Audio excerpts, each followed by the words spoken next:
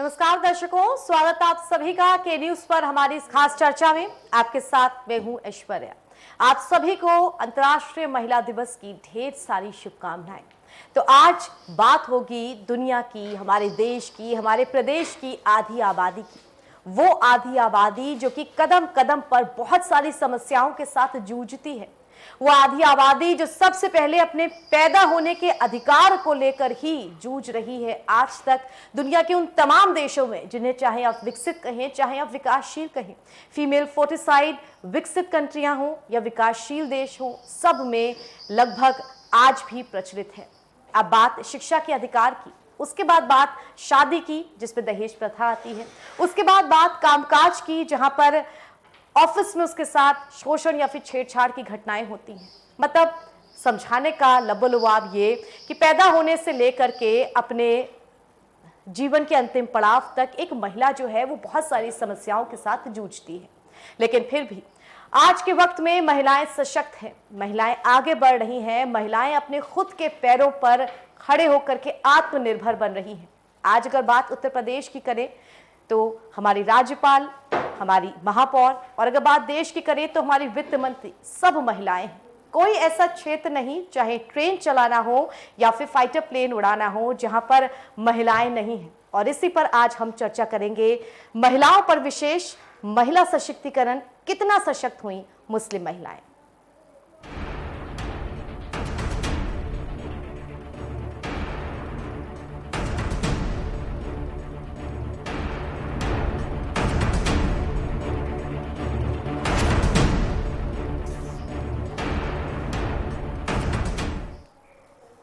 दोस्तों, दुनिया की आधी आबादी महिलाएं। हालांकि भारत में बहुत सारे धर्म हैं, बहुत सारी जातियां हैं, हम सब में बटे हुए हैं, लेकिन उसके बाद भी महिलाओं के लिए बात करना, यानी कि उस आधी आबादी के लिए बात करना जो घर की रसोई से लेकर के देश के वित्त मंत्री तक का कार्यभार चलाती है। लेकिन वो महिलाएं आज भी क्यों अपने अधिकारों से वंचित हैं?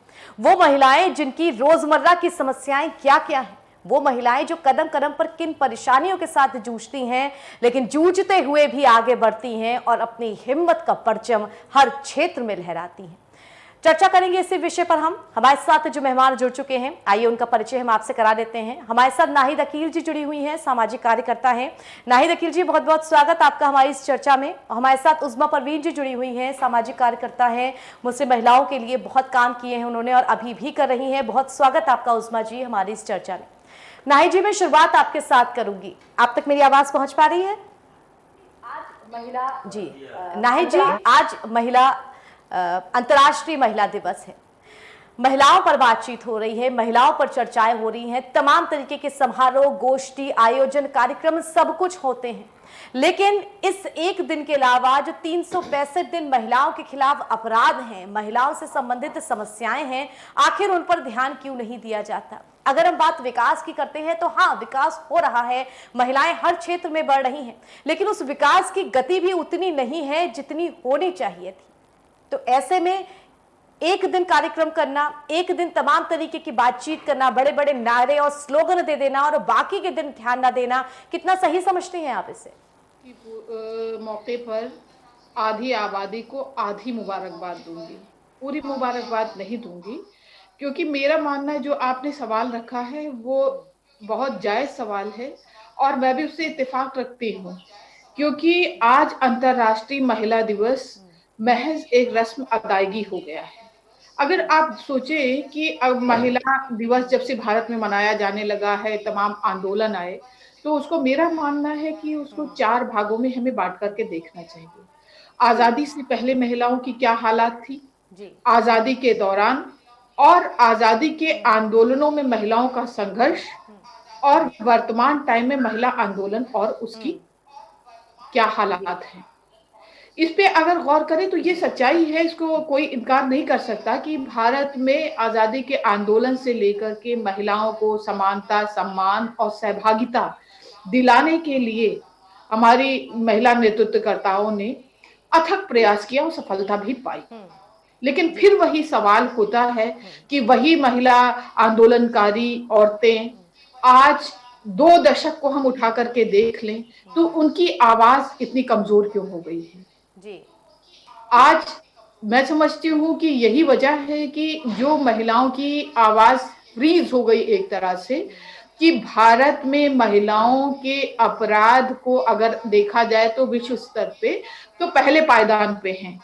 विश्व स्तर पे ये कहा जाता है कि भारत में महिलाएं सुरक्षित नहीं हैं। तो इसे समझना होगा कि क्या वजह है।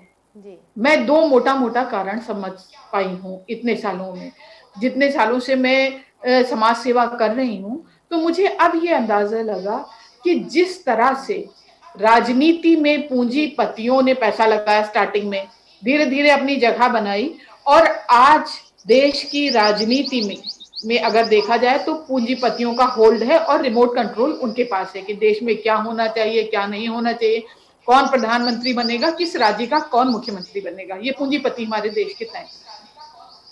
अब उन्हीं पूंजीपतियों ने देखा कि तमाम महिलाएं और तमाम लोग बाग आवाज उठा रहे हैं, आंदोलन कर रहे हैं, तो उन्होंने बहुत चालाकी से एक षड्यंत्र रचा और बड़े बड़े ट्रस्ट बना करके और कुछ ऐसी ऑर्गेनाइजेशन को करोड़ों के फंड दिए कि आओ। अब वो जो बड़े बड़े कारपोरेट से फंड लेकर के काम कर रहे हैं, वो उनकी कठपुतली हो गए। तो वो वही बोलेंगे जो सब्जेक्ट वो तय करेंगे कि किस मुद्दे पर काम करना है। सपोज लखनऊ के स्लम में रोजी और रोटी का और महिला सुरक्षा का मामला है, तो वो वहां पल्स पोलियो का टीका लगवाएंगे। तो यही वजह है कि आज जो आंदोलन औरतें करती थी, जिन्हें फंड की कोई जरूरत नहीं थी, वो औरतों की आवाज इन जो गुरुमुत्ता की तरह फैले एनजीओ हैं, जिनको करोड़ों का फंड दे दिया गया है, उनके आगे कमजोर हो गई है। और होता क्या है धीरे धीरे, जिसका दुष्परिणाम ये है कि आज महिलाओं की जो हिंसा का ग्राफ है वो बढ़ गया है। चाहे प्रदेश में देख लीजिए, चाहे देश में देख लीजिए। आप सोचिए कि चिपको आंदोलन, भावरी देवी वाला या निर्भया, या भी ज्यादा दूर ना जाइए, निर्भया 2012 तक भी हालात ऐसे थे कि महिलाएं सड़कों पे उतरती थी और लामबंद होती थी। आज क्या है कि आजादी के बाद से अभी तक जो महिला रिजर्वेशन बिल है, उस पे आप देखिए कभी कोई महिला आंदोलन नहीं सामने आया, कभी बात नहीं हुई। जो बात हुई थी वो पॉलिटिकल बिल्कुल बिल्कुल जी। तो ने उठाया, तो फिर इक्का दुक्का जो शीर्ष नेता हैं वो उसमें शामिल हो गए। तो धीरे धीरे महिला आंदोलन कमजोर होता गया है, महिला मुद्दों पर काम नहीं हो रहा, जबकि महिलाओं को ही कई टुकड़ों में बांट दिया गया है। शहरी महिलाएं, ग्रामीण महिलाएं, पढ़ी लिखी आपने सही कहा महिलाएं, नाहिद एकल जी। महिलाएं। मैं ये वाला प्रश्न आपसे बिल्कुल नाहिद जी आपसे डिटेल में इस बारे में बात करूंगी कि संसद में हक मिलने के मामले में कहीं ना कहीं जो आप कहेंगे कोताही बरती जाती है, उस चीज को ध्यान से नहीं लिया जाता। राजनीति में महिलाओं का जो भागीदारी है वो सही औसत में होना चाहिए। लेकिन फिलहाल उस्मा जी मैं आपके पास आऊंगी। नाहिद जी से हमने बात की, तमाम उन समस्याओं को समझा। आप जमीनी स्तर पे काम करती हैं, महिलाओं की स्थिति को देखती हैं, क्या लगता है आपको कि शुरुआत कहाँ से होनी चाहिए? क्या बेसिक प्रॉब्लम है जिस वजह से जो महिलाओं के विकास की गति है वो रुकी हुई है? सबसे पहले तो मैं आपका शुक्रिया अदा करूंगी कि मुझे इस काबिल समझा कि मुझे वुमेंस के बारे में, महिलाओं के बारे में बोलने को, बात करने को मिला। पहले तो मैं ये कहना चाहूँगी कि ये हैप्पी वुमेंस डे, इस ढकोसले को बंद कीजिए, क्योंकि ये ढकोसला बहुत पुराना हो चुका है कि क्या happy women's day, women's day. आज हमारी महिलाओं की दुर्दशा क्या है? महिला को इंसाफ नहीं मिल पा रहा। अगर एक महिला किसी महिला के लिए इंसाफ मांगने निकलती है, जिस तरह से हम सब ने महिलाओं को एकजुट करके मनीषा वाल्मीकि के लिए जो मेरठ की थी, जिसका बलात्कार किया गया था, उसके लिए जब हमने आवाज उठाई तो हमारा 1090 चौराहे पर हम लोगों के साथ जो दुर्व्यवहार किया गया, हम महिलाओं के साथ, और हमारे ऊपर मुकदमे लिखे गए, तो ये कहां तक के सही था? उत्तर प्रदेश की सरकार मुझे ये बताए कि कौन सी महिला शक्ति की वो बात करती है, कौन सी वो हैप्पी वुमेन्स डे की बात करती है, कौन सी वो अंतर्राष्ट्रीय महिला दिवस की बात करती है। क्योंकि महिला जो आज है वो सुरक्षित नहीं है। कौन सा प्रोटेक्शन देना चाह रहे हैं? आज आयशा, आपने देखा आयशा ने, अहमदाबाद की आयशा ने सुसाइड किया, तो किस वजह से? ये दहेज के लालची लोग, जिस तरह से दहेज प्रथा चली आ रही है, आपने दहेज प्रथा कानून जो लगा रखे हैं, कहां तक उस पर संज्ञान लिया, कहां तक उस पर कार्रवाई करी, कहां पर आपने उस पर सख्ती बरती? आज अगर ये दहेज प्रथा पर सही मायनों में लगाम कसी जाती और उन दहेज के लालचियों लोगों पर सही बात में अगर प्रोटेक्ट मतलब वो लिया जाता, संज्ञान लिया जाता, तो आयशा आज हमारे बीच होती। और जो स्वाति नाम की लड़की जो कन्नौज में सुसाइड कर लेती है, 1 साल से वो जॉब की तलाश में, बीटीसी उसने किया हुआ, एमए पास ग्रेजुएट करे हुए वो लड़की, 1 साल से किसान की बेटी, वो पूरे में दर दर भटकती हुई, उसके घर के माली हालात खराब हो चुके हैं, रिजर्वेशन महिलाओं को मिल नहीं रहा है, जॉब मिल नहीं रही है, और वो सुसाइड कर लेती है वो लड़की स्वाति नाम की। तो कहां तक के आप महिलाओं को प्रोटेक्शन दे रहे? आप कौन सी महिलाओं की प्रोटेक्शन की बात करते हैं, सुरक्षा की बात करते हैं, जहां पर बलात्कार होते हैं, रातों रात बच्चियों को जला दिया जाता है, उनको जहर दे दिया जाता है, उनको पेड़ से लटका दिया जाता है? तो कौन सी महिला सुरक्षा की बात करने वाले लोग हैं? मुझे ये बात बिल्कुल उज़मा जी, मैं इस बात से इत्तेफाक रखती हूँ कि सरकारें चाहे आए चाहे जाएं, चाहे बदलें, चाहे सरकार लाख दावे करें, लेकिन महिलाओं के खिलाफ जो अपराध के आंकड़े हैं और कहें आप भयावह अपराध के आंकड़े हैं, वो कम नहीं होते हैं।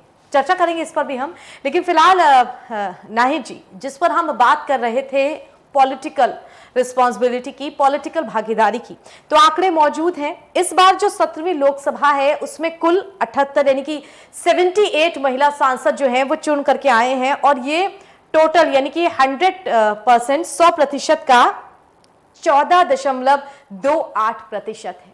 कहा यह गया कि महिलाओं का प्रतिनिधित्व बढ़ा है, क्योंकि 1951 में जो संसद बनी थी उसमें महज 4 से 5% का प्रतिनिधित्व था। जो 2014 की संसद थी उसमें करीब करीब 12% का प्रतिनिधित्व था। उस हिसाब से 14% काफी बढ़ गया है। 78 हमारी सांसद महिलाएं हैं, लेकिन एक बड़े प्रारूप में देखा जाए तो 100 में सिर्फ 14%। क्या हम आबादी में आधी हिस्सेदारी नहीं रखते हैं? तो महिलाओं का संसद में प्रतिनिधित्व इतना कम क्यों? क्या राजनीति में महिलाओं का प्रतिनिधित्व ज्यादा होना चाहिए और उसकी तरफ भी महिलाओं का रुख होना चाहिए? के प्रति अपराध को कंट्रोल करने की एक ही चाबी है, असेंबली और पार्लियामेंट में आधी सीटों को महिलाओं को भरना। जब तक ये फुलफिल नहीं होगा, तब तक भारत में महिलाओं की आत्माएं सिसकती रहेंगी। आज आप देख लीजिए, गोरखपुर में बच्ची को जो स्कूल जा रही थी उठाकर रेप होता है, गैंग रेप होता है, कोई पूछने वाला नहीं है। हाथरस में फिर एक बेटी के ऊपर किसी ने, लड़के ने छेड़खानी की थी, उसने एफआईआर करवाई थी, सरेआम उसके बाद को 4 गोली उतार करके मार दिया गया, कोई कुछ नहीं हुआ। तो इसकी वजह क्या है कि आज जो पॉलिटिकल पार्टीज हैं वो नहीं चाहती हैं कि महिलाएं सत्ता में आए। जो 14% दिख भी रही हैं 100 में औरतें, उन औरतों को हम नहीं मानते हैं, इसलिए क्योंकि ये वो मजबूरी में चुनाव लड़ाई गई औरतें हैं, खानदान वाली औरतें हैं, जिनके परिवार में जब महिला सीट हो जाती है तो उनको लड़वा दिया जाता है। या कुछ लोग ऐसे होते हैं कि अपने पूरे खानदान को पार्टी में टिकट, वंशवाद की जो बात होती है, बहू को भी मिल जाए, बेटी को भी मिल जाए, बेटे को भी मिल जाए, दामाद को, कि दिल्ली में कोई ना कोई और राजधानी लखनऊ में कोई ना कोई मकान सुरक्षित रहे, उनके ऐश आराम मिलते रहे। जब आप रिजर्वेशन देंगे तो महिलाओं में कोटे के अंदर कोटा लाइए, जो दलित महिलाएं हैं, जो पासमानदा महिलाएं, हर वर्ग की महिलाओं का प्रतिनिधित्व होगा, वो वहां बैठेंगी, तब फिर हमारे देश में महिलाओं की बात होगी। हमारे आपके प्रेशर लगाने से नहीं होगा। जब हर चीज हमारी कानून से पास होकर के आती है तो हम मिडिल मैन का काम इतने वर्षों में क्यों कर रहे हैं? हमारे प्रेशर में भी तो आवाज नहीं हुई, क्योंकि आज महिला जो आंदोलन चलते थे उसका स्वरूप बदल गया है। आज वो प्रोजेक्ट चलने लगे, और जो प्रोजेक्ट चलने लगे हैं उनका मकसद प्रोजेक्ट लिखना, रिपोर्ट बनाना और ऑफिस को चलाते रहना, क्योंकि जीविका का एक सोर्स बना रहे।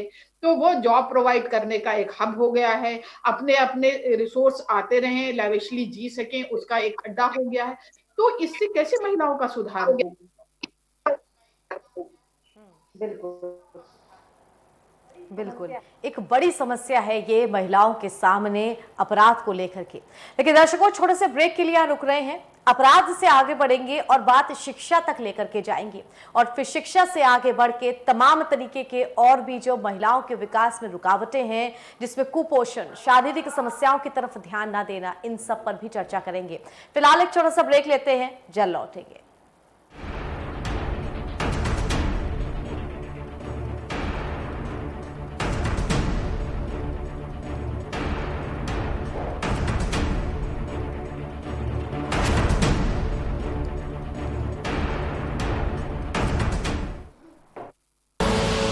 आप देख रहे हैं के न्यूज, खबरों का सारथी।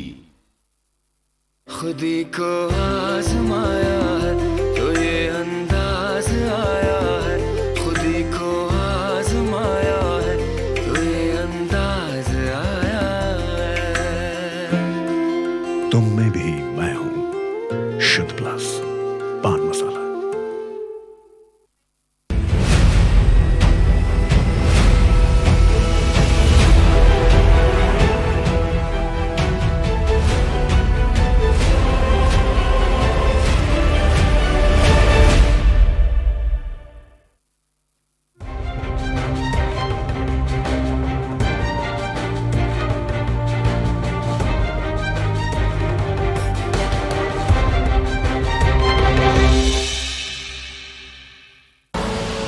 आप देख रहे हैं के न्यूज, खबरों का सारथी।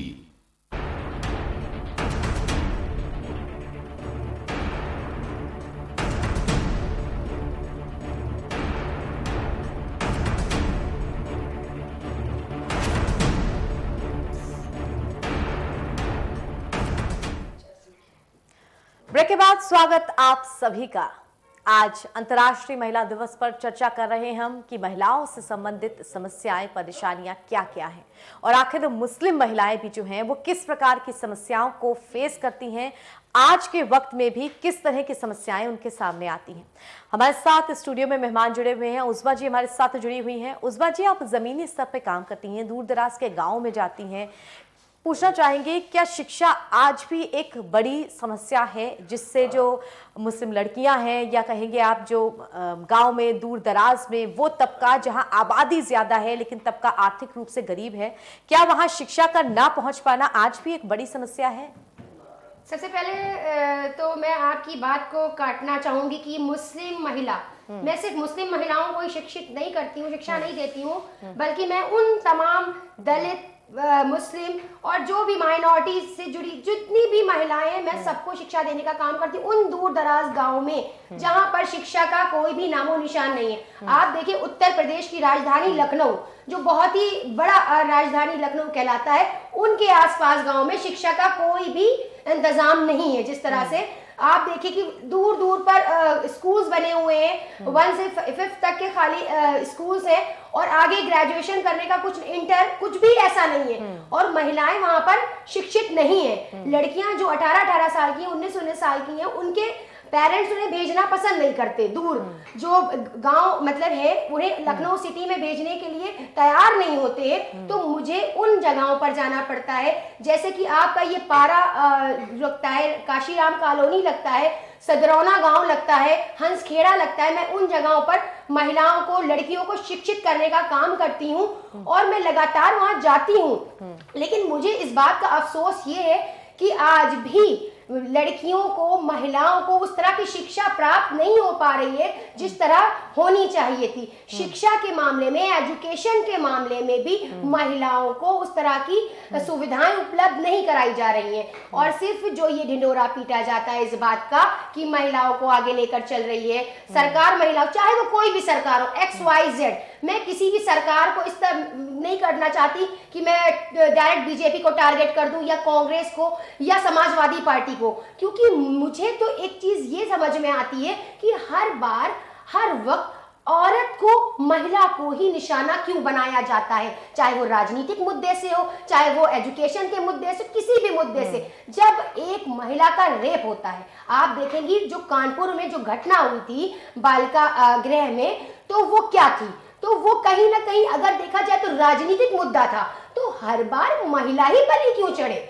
हर बार महिलाओं को बलि क्यों बनाया जाता है? महिला ही बलि का बकरा क्यों बनती हैं? मुझे इस बात का राजनीति लोग जवाब दें, जो राजनीति में बैठे लोग हैं, जो सत्ता में बैठे लोग हैं इस वक्त। मैं बीजेपी वालों से भी सवाल करना चाहूंगी, मैं कांग्रेस पार्टी वालों से भी सवाल करना चाहूंगी, मैं सपा गवर्नमेंट जो रही है, आपको पता है, मैं उससे भी सवाल करना चाहूंगी, कहां तक के, कब तक के आखिर महिलाएं इन लोगों का निशाना बनती रहेंगी? कब तक के महिलाओं को निशाना बनाया जाता रहेगा? वो समस्या जिसे सुलझाने के बजाय उस समस्या का राजनीतिकरण करके तमाम लोग उससे अपना फायदा उठाने की कोशिश करते हैं, लेकिन उससे जो जमीनी, जो सतह पर समस्या है, वो जस की तस होकर के रह जाती है। नाही जी, आपके पास पे आऊंगी, पहले वही सवाल लेके शिक्षा का। क्या शिक्षा अभी भी एक बड़ा मुद्दा है? क्या अशिक्षित रह जाना अभी भी एक बड़ी समस्या है? अगर वो आधी आबादी जो घर की रसोई संभालती है, घर की दहलीज के अंदर रहती है, अगर वो शिक्षित हो जाएगी तो अपने अधिकारों को सही तरीके से समझेगी, वो शायद जो अपने लड़के हैं, जो अपने पति हैं, जो पुरुष हैं, उन्हें भी अब सही तरीके से जज कर पाए, उन्हें भी गाइड कर पाए, बाहर निकल पाए। क्या शिक्षा अभी भी एक बड़ी समस्या है? में एजुकेशन अपने आप में एक बहुत बड़ा सब्जेक्ट है, उस पर बहुत काम की ज़रूरत है। और उसमें जब महिलाओं की शिक्षा की बात होती है तो वो और विकराल रूप है, इसलिए क्योंकि भारत में सिंगल स्कूलिंग सिस्टम नहीं है। हम दूसरे देशों से कंपेयर तो करते हैं, लेकिन भारत में तमाम नवोदय विद्यालय, सेंट्रल स्कूल और फिर कॉन्वेंट, और सरकार ने खुद ही अलग अलग कई स्कूल कॉलेज बना रखे हैं कैटेगरी वाइज। तो उसने तय कर दिया है कि अमीर घर के बच्चे कहाँ पढ़ेंगे, गरीब घर के बच्चे कहाँ पढ़ेंगे, ISPCS के बच्चे कहाँ पढ़ेंगे, उसके बाद प्राइवेट स्कूल। क्यों प्राइवेट स्कूल है? सारे स्कूल बंद करके एक सिलेबस, एक तरह की शिक्षा देनी चाहिए। दूसरी चीज है, फिर मुसलमानों की अगर बात करें, महिलाओं की बात करें, तो अर्बन एरिया को छोड़कर अगर आप रूरल एरिया में जाएं तो शिक्षा की स्थिति अभी बहुत अच्छी नहीं है। एक अपवाद है जो दिल्ली में अरविंद केजरीवाल ने एजुकेशन को सुधारा है, अदरवाइज सच्चर कमेटी की रिपोर्ट के बाद आप देखें तो महिलाओं की तो और स्थिति 5th-6th स्टैंडर्ड से बिलो हो गई है, उससे आगे आंकड़ा गया ही नहीं है। लेकिन टोटलिटी में देखा जाए तो टोटल मुस्लिम कम्युनिटी ही एजुकेशन में अभी बहुत पुअर है। बिल्कुल, शिक्षा यहाँ पे एक बड़ी आप कहेंगे, शिक्षा सही तरीके से शिक्षा ना मिलना, पूरी तरह से शिक्षित ना हो पाना, पूरी तरह से शिक्षा से विहीन रहना, ये एक बड़ी समस्या है। उज़्मा जी, अब बात सामाजिक दायरे की भी कर लेते हैं। क्या समाज की मानसिकता बदलना यहाँ पर ज़रूरी है? जो सबसे बड़ा और मुख्य विषय है वो यही होना चाहिए, क्योंकि आज भी फीमेल फोर्टिसाइड बहुत बड़ी संख्या में हो रहे हैं। जब आपको इस दुनिया में आने का अवसर ही प्राप्त नहीं होगा, आपकी जनसंख्या ही कम होगी, तो आप किस तरह से विकास की ओर बढ़ पाएंगे? और अगर आप बढ़ भी गए तो आप पहले शिक्षा के अधिकार के लिए लड़ें, फिर कुपोषण से लड़ें और तमाम तरीके की समस्याओं से लड़ें, दहेज जैसे दंश से लड़ें। तो क्या वहां समाज की जो मानसिकता है उसका बदलना पहले जरूरी है? देखिए, आपको ये पता होगा कि जब एक महिला होती है तो वो एक माँ के रूप में होती है, एक बेटी के रूप में होती है, एक बहन के रूप में होती है और एक बीवी के रूप में होती है। उसके कई रूप होते हैं और सबसे पहला जो घर से शुरू होता है आपका, एक होती है तरबियत, संस्कार। जब हम अपने बच्चों में जो संस्कार डालते हैं तो वो बच्चे ही समाज बनते हैं। हमारे जो बच्चे हैं वो समाज बनते हैं और आगे जाके वो वही वैसे ही वर्क करते हैं। तो मुझे ये लगता है कि महिला का कहीं ना कहीं बहुत बड़ा रोल है, घर से लेकर समाज तक, क्योंकि एक महिला जो होती है वो ही अपने बच्चों को जब वो तैयार करती है समाज के लिए, तो वो जो आगे बढ़ते हैं तो वही एक समाज तैयार करते हैं, वही मुख्यमंत्री बनते हैं, वही प्रधानमंत्री बनते हैं, वही आगे चलकर नाम रोशन करते हैं और लोगों को एक दूसरे को आपस में एक यूनिटी होती है। तो मुझे ये लगता है कि महिला जो होती है वो बहुत बड़ा रोल प्ले कर रही होती है समाज में, पर आज भी उस रोल को क्यों नजरअंदाज किया जाता है? क्यों महिलाओं को इस गिरी हुई निगाह से देखा जाता है कि एक पुरुष को वो सारे अधिकार दिए जाते हैं जो एक महिला को नहीं दिए जाते? आज आप स्थिति देखें, आज लोग अपने बेटों की शादी नहीं करते बल्कि अपने बेटों को बेचने का काम करते हैं। अगर बेटा इंजीनियर है, बेटा डॉक्टर है, तो उसी हिसाब से उसके अकॉर्डिंग ही लड़की को तलाश करते हैं। अगर वो लड़की उस तरह से होगी, उसके एक मुकाबिल होगी, तभी वो उससे शादी करते हैं, तभी उसको डिमांड करते हैं उसके दहेज की। तो आखिर बेटियों के साथ, महिलाओं के साथ, औरतों के साथ किस तरह का अन्याय हो रहा है। आज हमारा समाज इससे क्यों नहीं उभर पा रहा है, ये मुझे सवाल है हर उस इंसान से, हर समाज के उस इंसान से, हर उस सत्ता के लोगों से, उन मंत्रियों से, उन विधायकों से, उन सांसदों से, उन लोगों से जो आज भी महिला को पीछे करते हैं, पुरुषों को आगे करते हैं। आज वो महिलाएं कहाँ हैं? आज महिला अपने आप को आगे बढ़ाने की कोशिश करती है, लेकिन महिला को ये कहकर पीछे कर दिया जाता है नहीं कि तुम एक औरत हो। उसको क्यों ये नहीं समझा जाता कि वो भी पुरुष से भी अच्छा काम कर सकती है अगर समान अवसर मिले तो। जी बिल्कुल, अगर अवसर मिले तो, अगर इनको वो हक दिया जाए, वो अधिकार दिए जाए। पहले तो मैं ये कहना चाहूंगी हर उस महिला को वेल एजुकेटेड होना चाहिए और उसको पता होना चाहिए अपने अधिकार, उसे कॉन्स्टिट्यूशन पता होना चाहिए, उसे संविधान पता होना चाहिए कि महिलाओं के हुकूक क्या है, महिलाओं के अधिकार क्या है। क्योंकि इस्लाम भी जिस दीन से, जिस इस्लाम से, जिस चीज से मैं आती हूँ, मुस्लिम उससे आती हूँ, समाज से आती हूँ, उन मुस्लिम समाज में महिलाओं को जो हुकूक दिए गए हैं वो बहुत ही ज्यादा दिए गए हैं। जिस तरह से पहले जमाने में लड़कियों को जिंदा गाड़ दिया जाता था, आज आप उठाकर देखें 1400 साल पहले कि लड़कियों को जिंदा दरगोर कर दिया जाता था, तो हमारे नबी ने महिलाओं को बहुत सम्मान दिया और उनकी जिंदगी को अच्छा और बेहतर बनाया। तो आज वही समाज बच्चियों को पेट में ही दरगोर मतलब मार देते हैं कर रहा ये है सोचकर कि ये बेटी है। तो आज भी हमारा समाज इससे उभर नहीं पा रहा है, इससे ऊपर नहीं जा पा रहा है। महिलाओं की हालत आज भी वही है कहीं ना कहीं। तो मुझे ये लगता है हैप्पी वुमेन्स डे कहने से पहले आप महिलाओं की चीजों को सुधारिए, महिलाओं को प्रोटेक्शन दीजिए, महिलाओं को एजुकेशन दीजिए, रिजर्वेशन दीजिए, तब आप कहिए कि हैप्पी वुमेन्स डे। बिल्कुल आपने सही बात कही। नाहिद जी, आपके पास आऊंगी अपने आखिरी सवाल को लेकर के। क्या वो प्रेरणा के शब्द आप बोलना चाहती हैं समाज के लिए भी, महिलाओं के लिए भी, कि वो आगे बढ़े? अम्बेडकर साहब की पंचलाइन काम करेगी, शिक्षित बनो, संगठित हो, संघर्ष करो। क्योंकि अभी महिलाओं को बहुत सारे हुकूक हासिल करने के लिए संघर्ष करना होगा और संघर्ष बिना शिक्षित और एकजुटता के नहीं हो सकता है। तो उम्मीद करती हूँ कि सभी महिलाएं शिक्षित होते होते साथ में संगठित होकर संघर्ष करते रहें। वो सुबह कभी तो आएगी, वो सुबह हमें से आएगी। बिल्कुल, बहुत ज़्यादा ज़रूरी चीज़ है कि अपने हक के लिए आप लड़ना सीखें, अपने हक के लिए आप डिमांड करना सीखें और उससे भी बड़ी बात, अन्याय के सामने कभी ना झुकें। बहुत धन्यवाद नाहिद जी हमारे साथ जुड़ने के लिए आपका। उज़मा जी बहुत धन्यवाद आप जुड़ने के लिए हमारे साथ, शुक्रिया आपका। दर्शकों, 365 में से एक दिन महिलाओं के लिए ज़रूर बना लिया गया है। उस दिन हम तमाम तरीके की चर्चा कर लेते हैं, तमाम तरीके के कार्यक्रमों का आयोजन करके बड़े बड़े जुमलों को याद कर लेते हैं, लेकिन ज़रूरत इस बात की है कि बाकी के जो 364 दिन बचते हैं, उन 364 दिनों में उस महिला को सबसे पहले संरक्षण दीजिए, उसे सुरक्षित रखिए और फिर उसे समान अवसर दीजिए। देखिए पंखों की उसकी उड़ान कहाँ तक जाएगी। फिलहाल आप सभी को अंतर्राष्ट्रीय महिला दिवस की ढेर सारी शुभकामनाएं। दीजिए इजाजत, नमस्कार।